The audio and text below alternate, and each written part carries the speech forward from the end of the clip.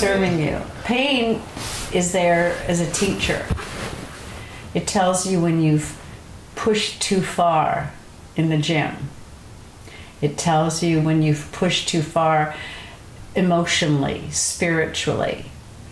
And pain must exist.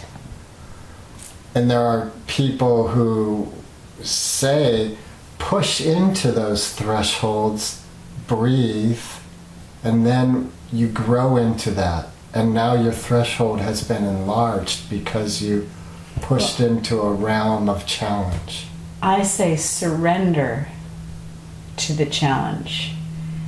And because push, to me, again, semantics, but I get the sense of I'm struggling, I'm putting in that fight or fight, as opposed to just surrendering to what is. Pain is part of life.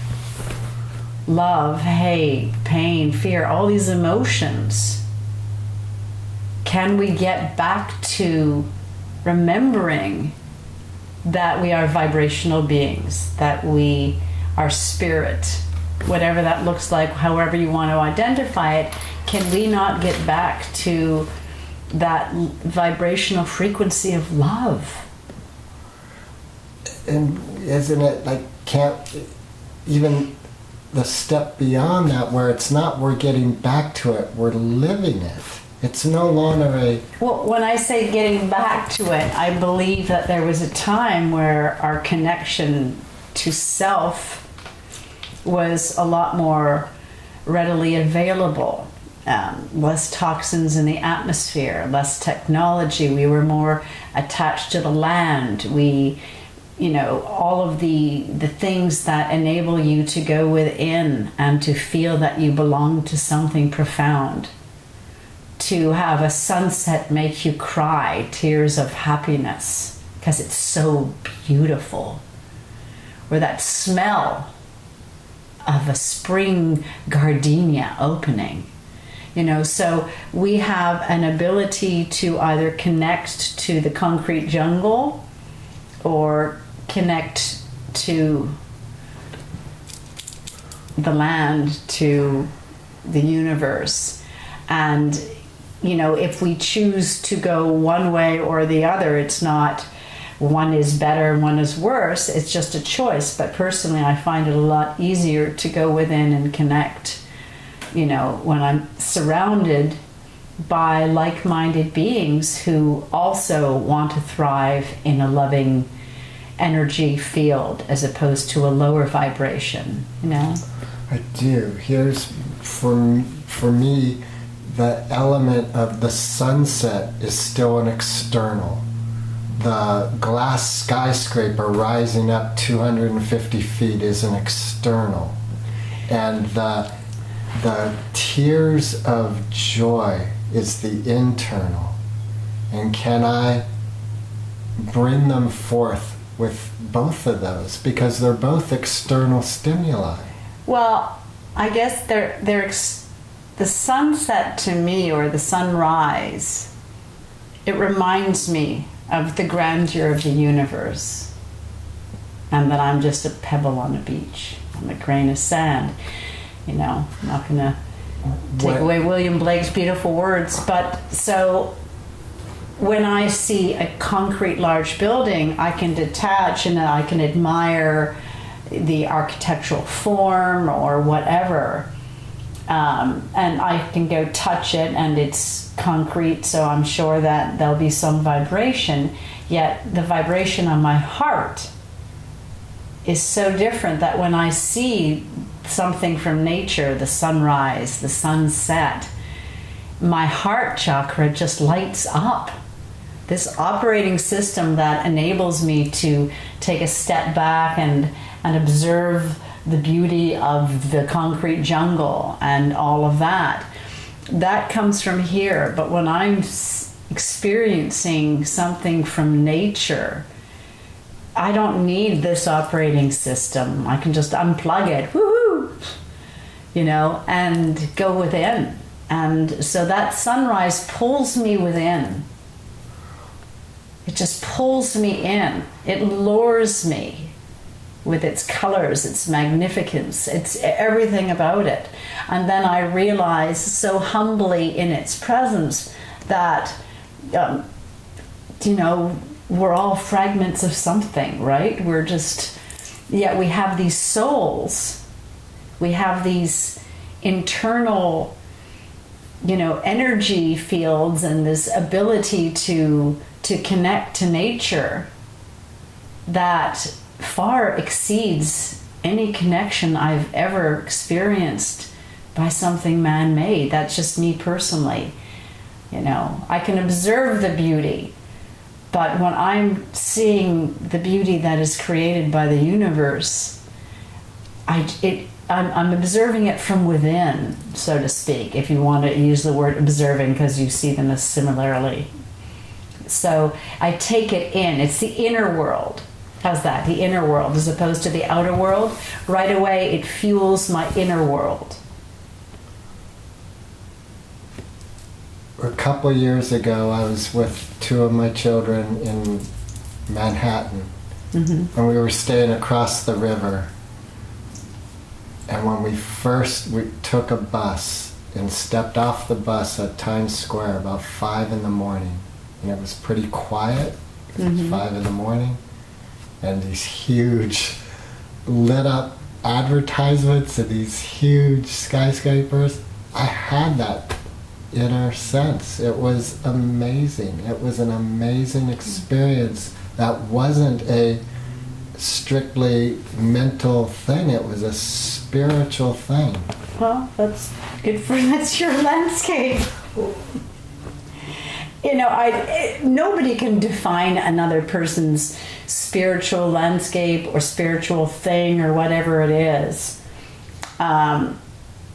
I can only speak from my own personal experience, So if I go to a city like New York and I see all these, flashing signs and everything, it just overwhelms me with wow, we've destroyed this beautiful planet. So that's my perspective. And I'm so drawn to heart that when I ran the New York Marathon, the highlight of the run was going through Harlem, because every garbage can was an instrument, and I felt so much heart, so much soul, and I just had goosebumps running through this section, and I felt life and spirit. So perhaps if you went in feeling that life and spirit, but my connection has always been away from the city, away from people. They overwhelm me. I like to be in nature, so my inner world has to come from that. The other just doesn't float my boat. And you and your husband met at ILM, which is very computer, man-made technology. It's very creative. I was just a production assistant, but Randy, he started in traditional camera, and then he was creating environments where the 2D and the 3D world could coexist. It's called match moving. And because he had had so many years of on-set experience, he was an ideal candidate to go on location always, so that, if they needed like creepy crawlers to come out of your fingers, well, he was really good at trigonometry, and he can figure out how fast, how far, and if it's gonna, So he was very creative. He was a layout artist. He created the what's that group of flying beings in the Harry Potter, the Quidditch match. That was his layout design. Wow. So he was able to integrate his really scientific mind with his incredibly artistic mind. That's right there. That's from, I think it was Enemy Mines. He was in a helicopter over the bridge. Wow. So yeah. So it's a very creative place if you choose to view it that way.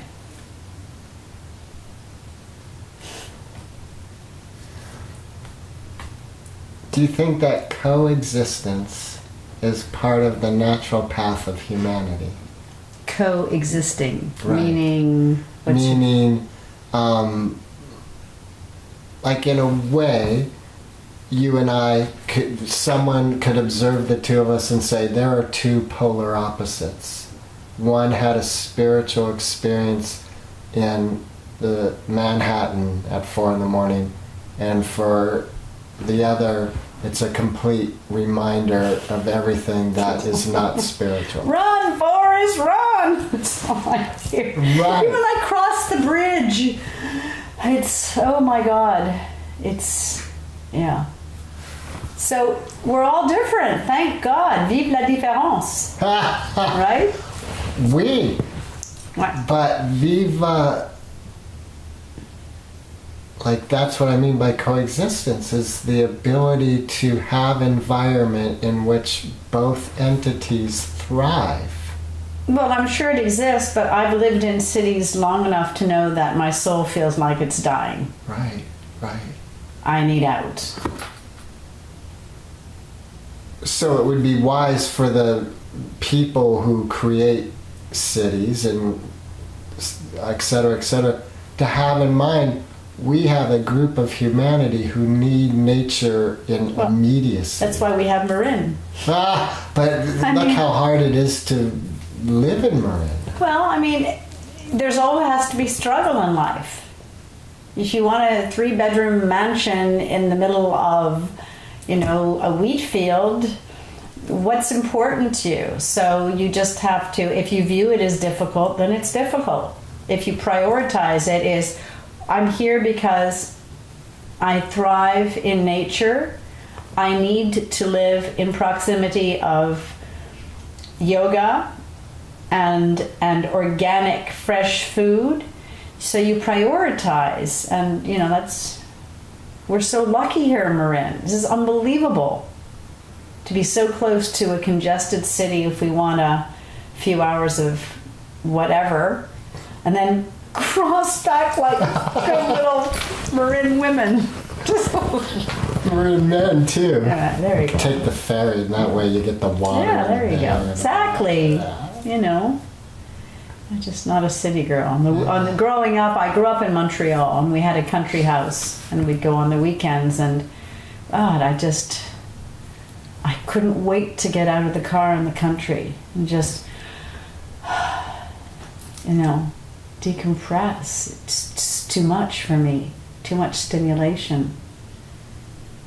Just, yeah. We're each different, thank God, but So it sounds to me like part of your journey is finding out who you are and then making choices that resonate with knowing who you are.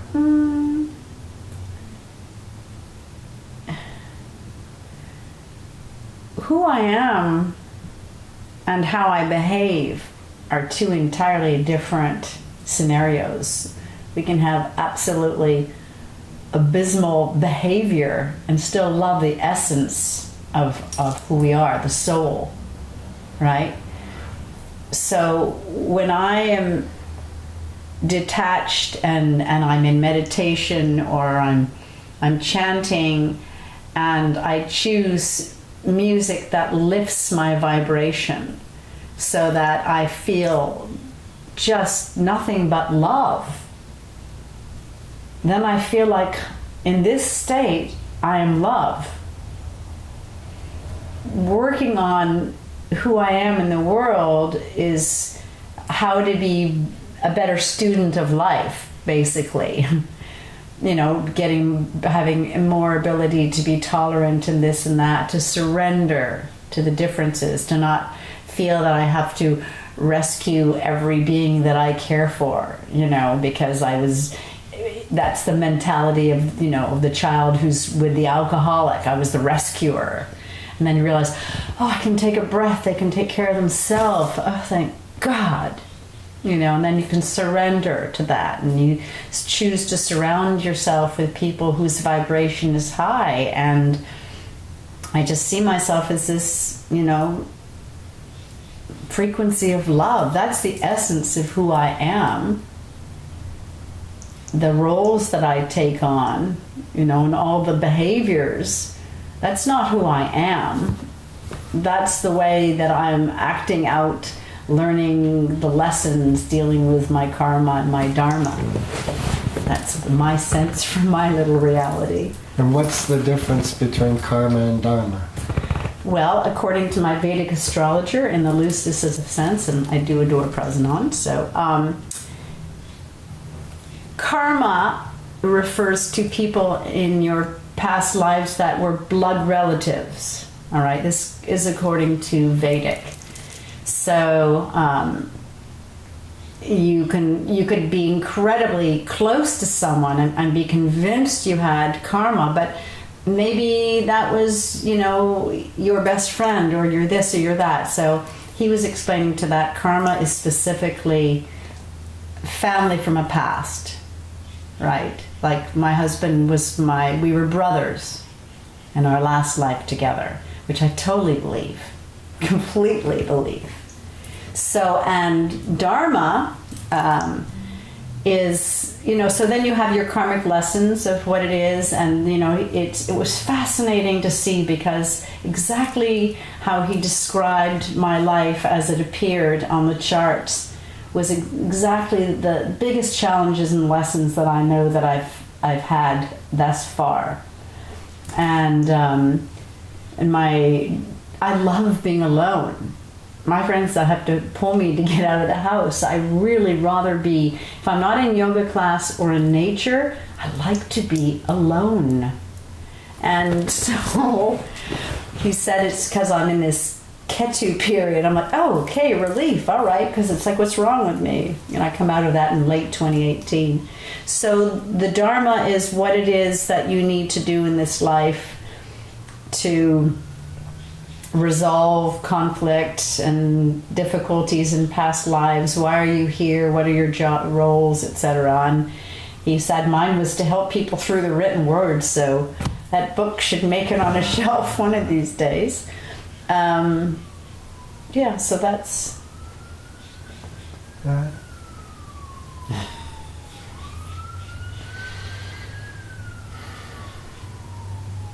I'm here to support others, not for others to support me. And that feels good. And it's not that I can't receive, but I have an incredible internal strength, resilience, and it's been well nurtured my entire life. And I really, it makes complete sense that I made the choices that I made to sort of repair some past life. Karma. Karma, yeah. You mentioned your first husband. Yeah, he was a splitting image of my father. Charming, so good looking, down to the same Gucci loafers as Daddy. So I married an alcoholic. He was in rehab most of the marriage, so that was kind of good, I guess, in retrospect. Well, because I was able to immerse myself again in yoga. So, really immerse myself. And, everything happens for a reason. And we choose to accept the lesson, the challenge, or not. And there's no judgment. If you're not in the mood, don't take it on. There's no judgment on, oh, you didn't do everything you were supposed to do this time around. No, you get to come back or whatever. I don't know whatever, how you think, but... But you mentioned you really want to get the work done because you don't want to. Well, my husband was absolutely. He's like, sweetness, I'm done on this planet unless all the humans are gone. No, I just feel like there's a lot more out there. I was in a coma, in an oxygen tent for a couple of days when I was 4 years old, and I can close my eyes and remember coming back into my body. It was like, boom, sore throat from the tonsils. And I was in a panic because I didn't want anyone to touch me. my mother, they're all around. And I didn't know what this plastic tent was, but I was so relieved they couldn't touch me. And I closed my eyes and I begged my grandmother to take me back. I met her. She passed 10 years before I was born. She's all over this house, there, up there on the stairs. She's just, and she held me. And I had a sense right then and there that there's just so many possibilities of where the soul can travel. So Randy, who I have to say is truly brilliant, 3 days before he left his body, he woke up at like 3 a.m, sacred new time, laughing. And I sat up and I said, well, what's so funny? You know, like not finding much humor in things these days, you know, and staying incredibly keyed in so that I can be present for him and not cry. And he said to me, baby sweetness, he said, have I ever lied to you? No. He said, have I ever said that I would do something I wouldn't do? I'm like, no. He said, baby doll, there's no death, and I wish I could download quantum mechanics into your brain right now and make you understand everything. And he's laughing, and he's holding my hands. And then when he left, he squeezed my hand so hard after I said to him, go baby doll, be that shaman. Be everything you are. Go into the light. And thank God he was like, oh, did you tell him to go into this light or that light? And I'm like, oh my God, you know. All I know is it was this incredible golden light. And it was a mind-boggling experience. And on the year anniversary of his first departure, I was in a Kundalini class with Kia Miller, brilliant, lovely woman, teaches Ashtanga, not my sword, but no, and Kundalini.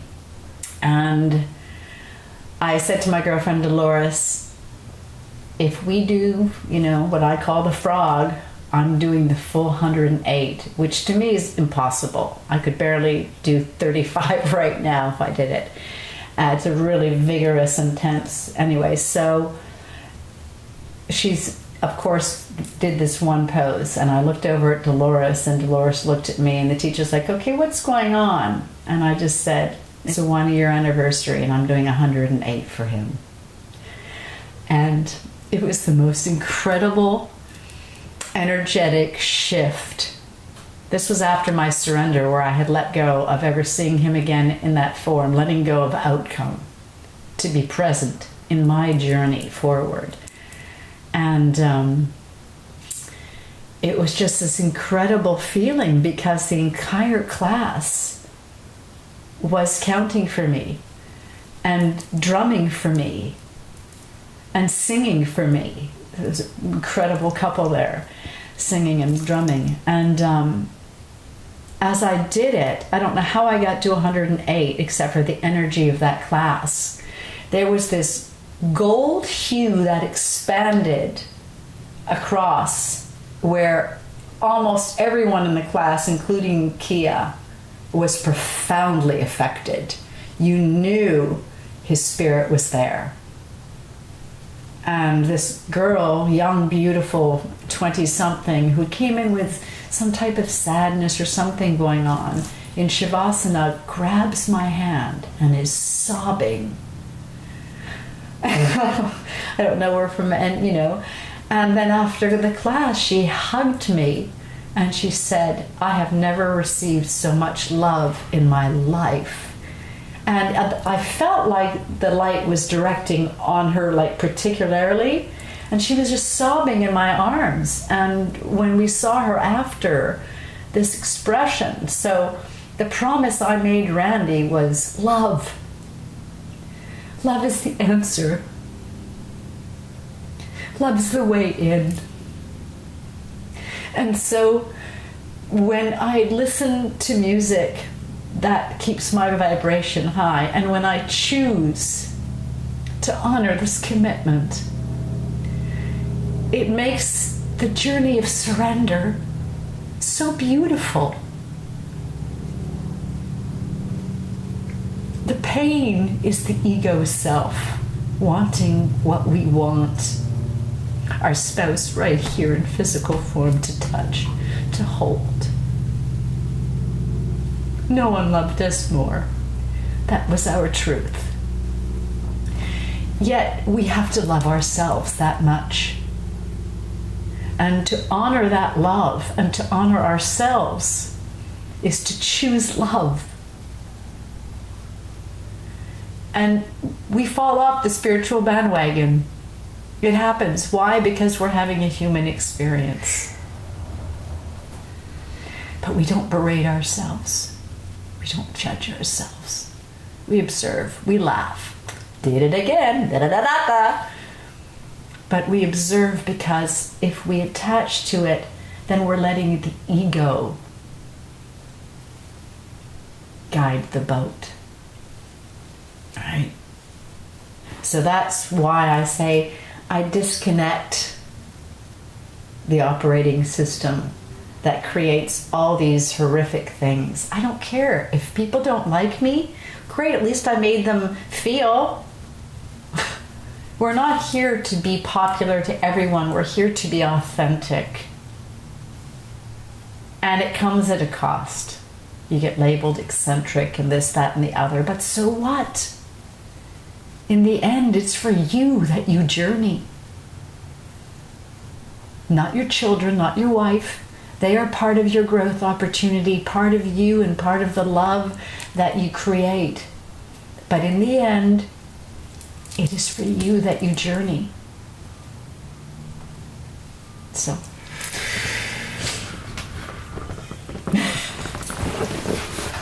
Okay then. No, I mean, like, that really says it all. Yeah. It's like, what more is there to say?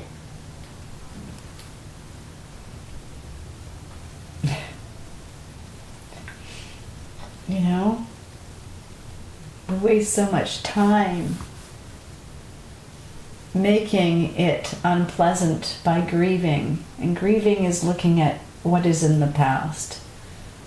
And the only way forward is to be present. And then it becomes exciting again, like you're this child. Of course, it's not as exciting for most of my friends. Yeah. But, you know, you start to explore the inner landscaping of your youth, and you rediscover passions and things that, you know, you were once interested in, but for whatever reason, you know. So you have to have a love affair with yourself first. Where I get caught up is that just seems like ego. No, when I say love affair with yourself first, I'm talking about self-love to the soul. The bruise is to the ego self, not to the soul. When I look at it as you have two beings, two houses, all right? One is built on solid rock.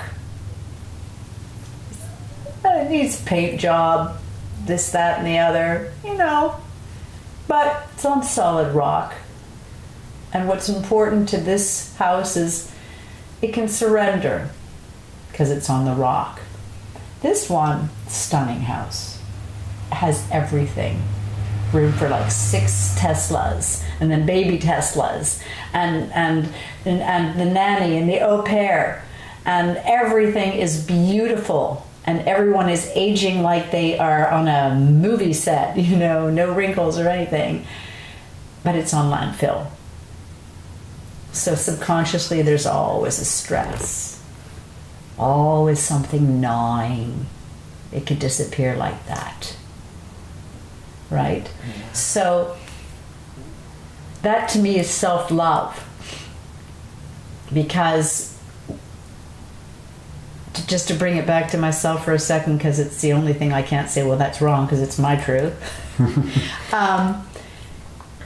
Randy and I worked so hard. You know, we both had our big samskaras from our past, like everyone does, and we worked really hard, and neither of us dated for several years, to look in the mirror and say, yeah, I'm ready to attract now. I love myself. I'm worthy. And so when we came together, we were really, really cognizant of the fact that we had to continue working alone as well as together. So we had certain, ground rules in place, no unilateral decisions, yada, yada, things like that, that kept this cohesive, we are a team, yet it's imperative that, you go off and do your low tide shoots when you need, and your diving shoots, and I'll go off and do this, and I'll do a yoga retreat or whatever, so that we were always, working on being more loving to ourselves.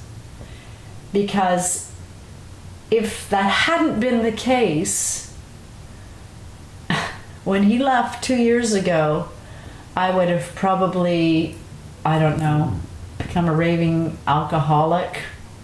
I would have gone down a road I saw too many family members go. It was too familiar. So I knew there's only a viable option. And if for myself, on the days where I felt like I couldn't do it, I remembered that promise to him that I would do it for myself, for my own path. So I think that, if you have something that, two things that come together broken, there's a fragility that is tantamount to living in a glass house.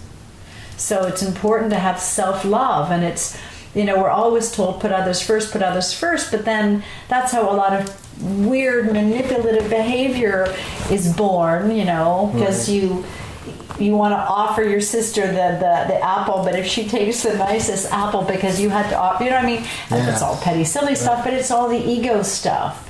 But we have to love the essence of who we are, not the person who's beautiful or super intelligent or hot or funny. Those are incredible roles that you were given to play, but they aren't the essence of who you are. I'm talking about the light being, the soul, the person who, when that amount of DMT bursts out of your body. And I'm not discounting ayahuasca or any of those. They're wonderful shamanic tools. But when you get to that point that you can feel that level of love exuding from you, that kundalini flow of energy, the ego, there's no room for the ego. So that's that self-love. And then you can share that love. And by sharing it, you just have to smile. And you're spreading love. It's like when you walk into a room and right away you can sense, ooh, I feel a darkness in here. Or wow, I feel really at home here. I feel comfortable. That's the vibrational frequency. So just walk around as a love beacon, and you'll light the path for everyone who comes your way. Your children will come in with a frown, as opposed to you going, oh, what happened? You'll be like, hello, my love. So it's hard to resist love. We have enough to worry about in our external. Let's at least make our internal landscape loving to give us a shot at getting through the day. Yes. 10 people having a bad day all at the same time who reunite at the same coffee shop is a really grim scene. You just want to put up a flag and say, everyone who's having a bad day, please don't take it out on the coworkers. Go over to our hug section and, hug it out. No, I'm just being silly. That's all right. That maybe I support that idea. Anyway, probably have enough of my shenanigans. No, I'd love your shenanigans. I really do. Do you think there is a responsibility in going out into the world and because you have this light? No. I have this light because I don't go out into the world. I go to yoga class. No. I think you have to protect yourself first.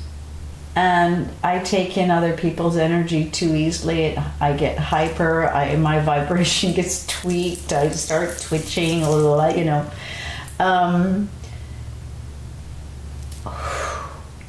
crave that. So how I feel I could serve is through the written word, which is why, as I said, when my Vedic astrologer said it was my dharma to write a book, and I thought, oh, well, I did just that. So I think you can spread light, love in many ways. And I don't think it's often about having to be out in the world. I think you can call the garbage company if you notice that your garbage can has been incredibly kind and went out of his way to help you. I think it's because we always call places to complain. So if you have someone who's got a job that's stressful in this day and age, to hold on to it, a lot of people, it's stressful. They're not yet at the trusting stage of saying, oh, we'll be fine. They can only think of the children at home and the diapers and all that. So you just call. I've told the manager of Good Earth, I don't know if you're aware that new employee is incredibly helpful. Oh, that's really good to know because we have a review coming up and so you never know when you can make a domino effect difference in such a benign way that you don't have to get involved in other people's drama or stories, and you can really, in a heartfelt way, spread love, because that was in earnest. This employee had just been so kind, and she was new, and I just thought, why not? Right. So that's kind of putting myself out there, right? It absolutely is. Absolutely is. Yes.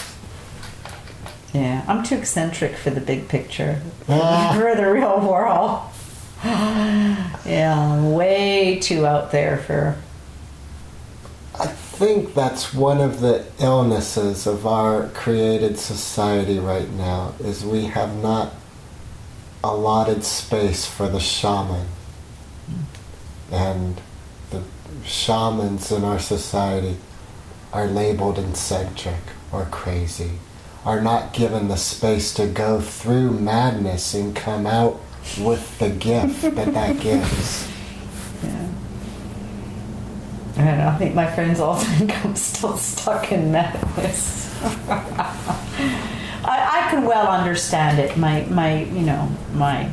9 months of all that microdosing, as I mentioned, for the average person is a little... But the irony is, if it's on a New York bestseller list, that microdosing is very advantageous in many ways, people want to go and buy it. But if they learn that their friend does it, oh my God, she's gone mad. Right. So, but you know what the fun thing is?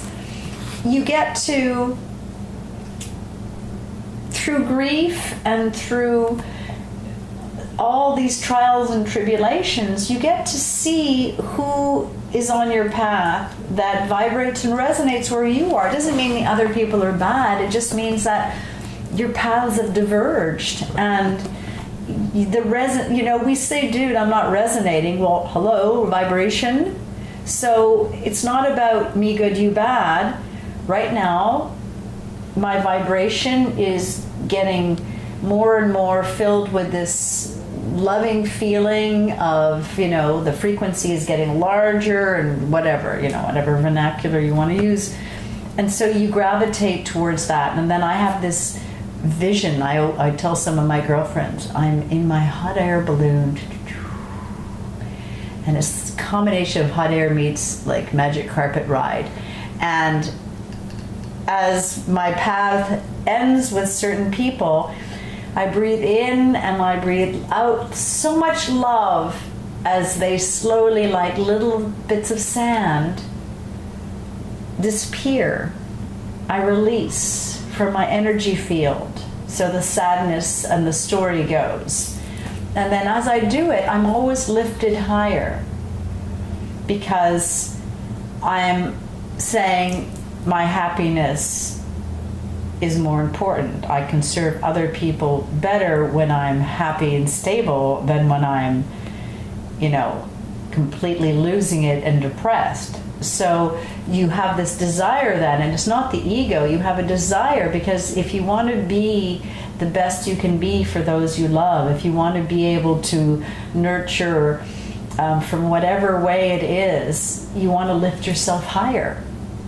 So we let paths end, because one person is in a struggle and the other's not, and then while this person's struggling, this one's not, and then their paths diverge, and we need to always remember that those vignettes where they came in our life were vignettes, beautiful learning opportunities, and we don't attach to them. That's the struggle.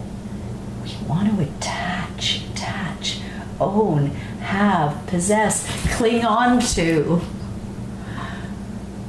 But it's not real. Because when we go, our spirit goes. And this limp body will stay with the not real chair. So all of that intertwines with our fear of death. Right? Right.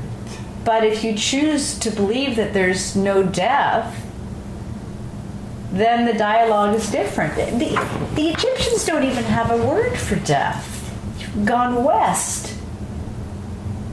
That's how they would say. Yeah, you're born in the east and you exit stage west. That's what I said to my girlfriend. So when you accept that, and you've got a very nicely cleared pineal gland, you can surrender to a greater truth. And I don't know what that greater truth is, but I know that for myself, when I go within and I surrender to everything I think I know, and I just say, just make me a vessel of love, and I just focus on that, I'm guided magically down a path where little puzzle pieces emerge pertaining to a greater truth. Yet there's no label on it, because as Kierkegaard said so wonderfully, if you name me, you negate me. And there's no need to label. It's a journey. It's exploration. So you just go. And the more you relinquish the fear of everything, because the system, once you turn this off, it's so easy. Just let the heart lead the dance. This is the mess. Turn it off. But here it is. So isn't there like you were talking earlier? This will tell it what to do. Look at the systems. Let's start at the very beginning. Okay. So let the heart lead. The heart will go in a direction, and then the intellect will follow, and not the other way around. So then what are the purposes of the baser chakras and energies? Wow. Do they support the energy? Well, there's an interconnectivity. It's all the systems are working together like a double helix to help our energy flow. So if you have blockage, we all hold stress and whatever in different places. So wherever your blockage is, that's why I'm so in love with Ashtanga Mysore. It's just the entire primary series. At least for myself, doing it 6 days a week, I can feel this level of detox I mean, if you had told me 2 years ago you're not going to be drinking wine or eating garlic or onion, I would have said that's a little unnecessary and extreme, don't you think? And then I learned, well, actually, they're both not good for the pineal gland. Both calcify them, you know, so I'm doing extra detoxing to counter the ill effects of my garlic on my... And then suddenly you get into the Ashtanga class and your body just rejects it all. It's sheer magic, sheer brilliance. It's all 8 limbs just magically designed to coexist so that you don't have to think it. So that's the beauty. Is in the beginning, what was throwing me off was my head. I was being so cerebral about memorizing, as opposing to letting my body understand what was happening. And then suddenly you're in this flow where you're just doing it, and suddenly I'll look around going, oh wow, I mean, I just left. You know, a little astral planing in the middle of yoga, where you're suddenly doing a chaturanga and my body's weightless compared to the days that it's like, oh my God, for someone who only weighs 112 pounds, you sure are heavy to lift, you know. So that's why I love that practice. Oh my gosh. I mean, I'm sure there's lots of ways of getting to this state. Yet for me, this has just been the most incredible. Because it ties it all in. It ties in just the whole operating system. Keeping the anonymous, the 2 teachers, do you feel an energetic difference from one teacher to the other? Oh, yes, of course, and I love them equally. And the environment created? Oh, I love it equally. Because there's the different energy from different loving beings, and I trust them both equally. I know that I feel equally safe with them. It's a different experience because they're 2 different beings. If they were the same experience, I'd get concerned that they were clones teaching us and not humans, right? So, and what I actually love is that they both pick not picking their battles, but with me, they both have their individual things that they really focus on. And I love that they're both seeing me from different ways, and of course they're going to, because they're 2 different people. Right. But I love both experiences equally. It's not like I go, oh, today I don't want to go, you know, Mrs. Olson's teaching. Right. Now let me ask you this. What about your own personal challenge? Do you have the challenges that arise where you're like, oh, the journey to Mill Valley is too much for me right now. It's really wiser for me to stay here at home. That you're do you have that? You're inferring that I would have reconnected my operating system? Right. No, I don't reconnect. We don't have those dialogues. You don't have that? No, I unplugged it. When Randy left, I unplugged it. That's wild.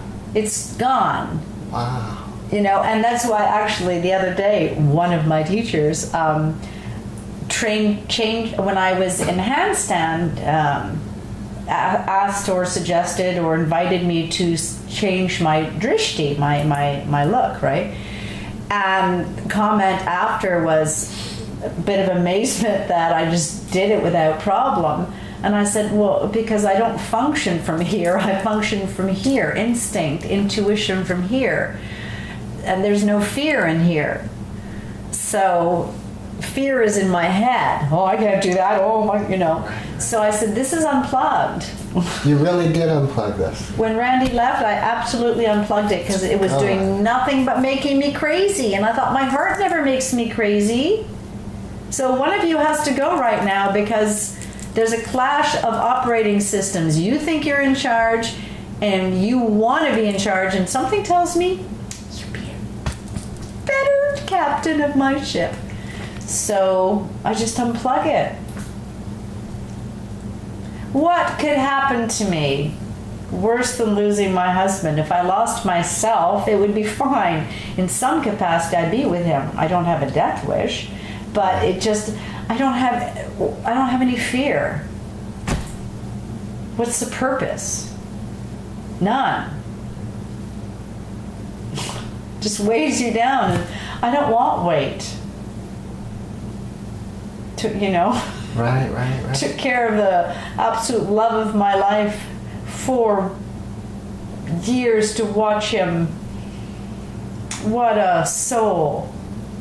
Now I just want love, and that was the honor I made him. So I just want a light heart, and it's just so much easier when you unplug.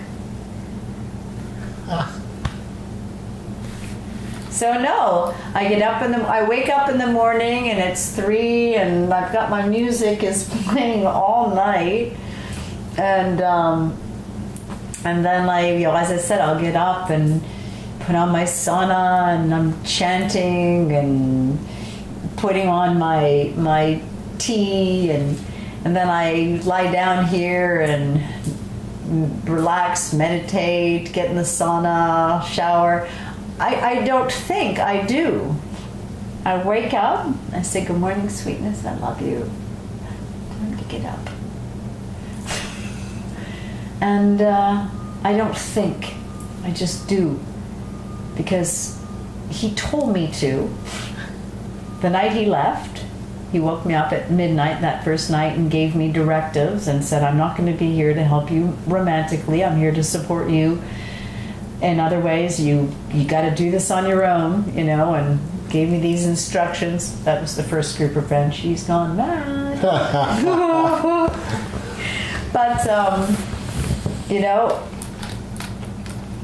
it's all making sense. And I'm in the world as much as I can or want to be.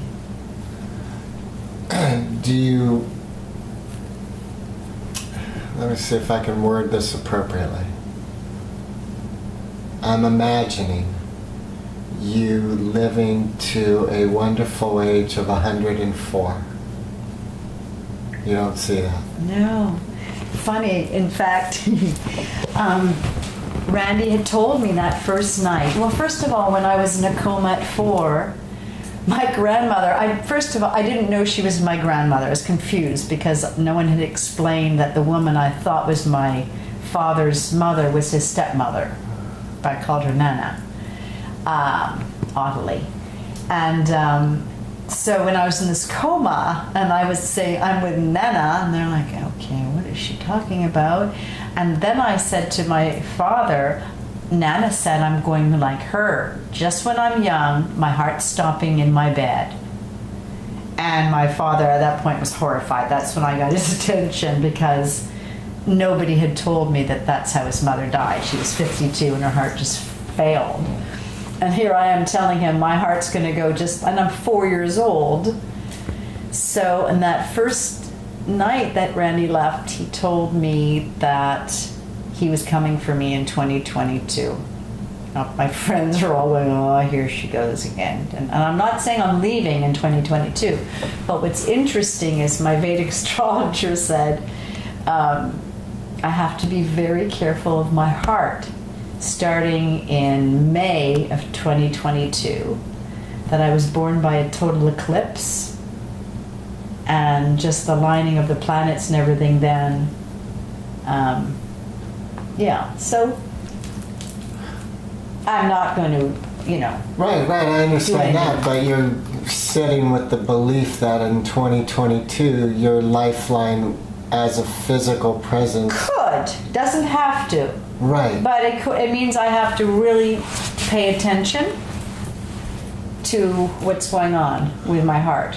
So here's what I'm wondering. Like, I imagined a scenario of you of 104, and your immediate reaction is, no, not at all. In fact, 2022, my love, Randy has said, and everything is seeming to point to that, and yet I don't hear... I hear there's still you saying, like, but. I'm choosing to say but for a multitude of reasons. One, I have to live in this world while I'm here. I can visit the other world every day. I can astral project. I can go into my meditation, but I have to live in this world. That's part of my commitment as a human being. Practice being. So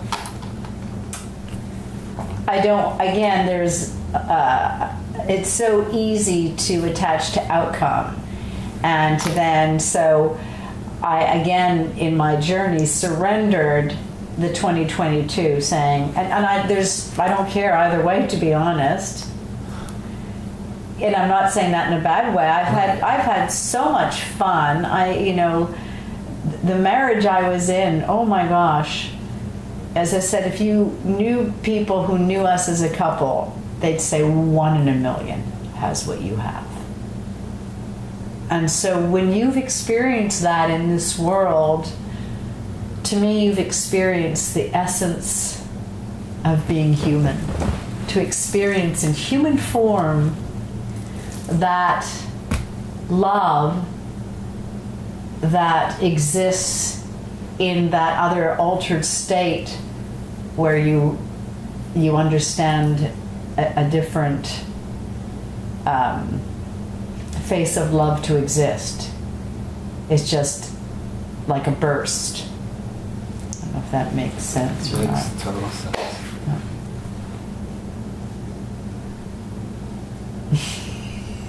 At the risk of being argumentative,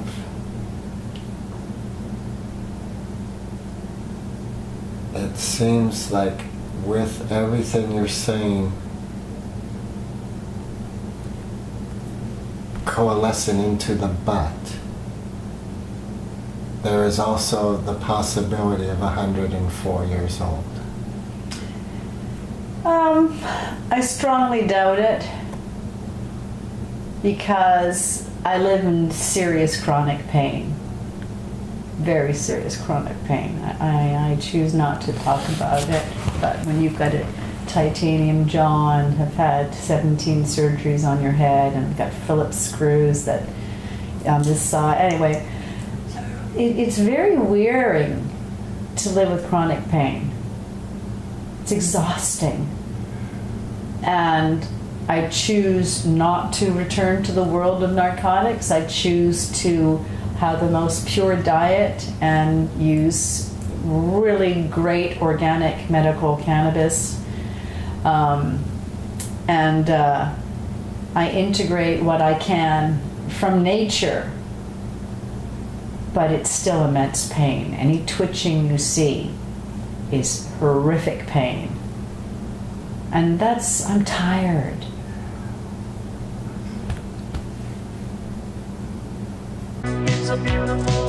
For you.